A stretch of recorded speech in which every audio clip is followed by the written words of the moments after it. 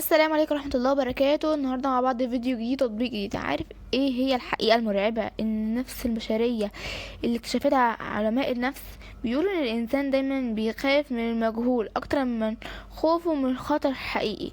الدرجات دي اننا ممكن نضيع على نفسنا اجمل لحظات حياتنا بس عشان خايفين من الخطوة الجاية. خليك معايا لاخر الفيديو عشان اقولك الجزء التاني من الحقيقة دي وازاي هي مفتاح لراحتك النفسية. اهلا بك يا صاحبي، بصفتي اخوك اللي بيحبك، اللي بيحب الخير ليك.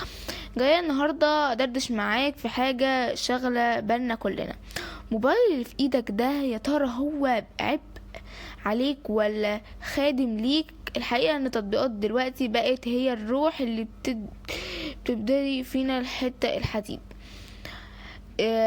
دي النهاردة هنتكلم عن تطبيق مش بس يسهل عليك حياتك، ده هيريحك وهيريح قلبك. وهو تطبيق ناسينج. بص يا سيدي، لو ناوي تروح تعمل عمرة او تزور الروضة الشريفة، في الناسينج ده مش مجرد تطبيق رفيق الدرب. زمان كان موضوع محتاج مشاوير وتصريحات ورق وكل الكلام ده، وعلى ايه؟ لكن دلوقتي الحكومة السعودية عملت طرف، وبقى نسنج هو بوابة الرسمية الوحيدة تقريبا عشان تحجز تصريح العمرة او الصلاة في روضة الشريفة. طريقة استخدامه سهلة جدا بس محتاج تركيز قوي قوي.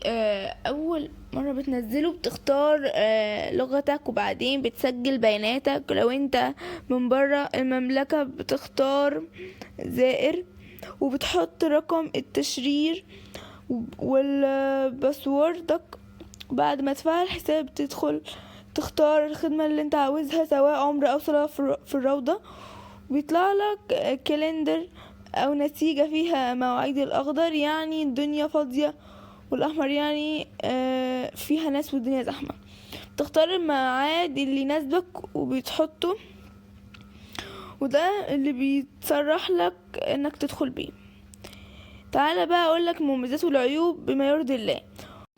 من واقع كلام الناس اللي جربت بلاي ستور، مميزات طبعا ان تطبيق وفر وقت ومجهود خرافي ونظم الزحمة بشكل حاضر جدا، والجهة بتاعته بسيطة واي حد يقدر يتعامل معاها. لكن العيوب بقى ان الناس بتصيح منه في التعليقات، هي ان التطبيق ساعات بيتقل او بيهنج وقت الضغط، وساعات تلاقي مواعيد كلها كاملة العدد فجأة. وفي ناس بتواجه مشكلة ان تفعيل الحساب بريد الكتروني، الكود بيكون متأخر شوية.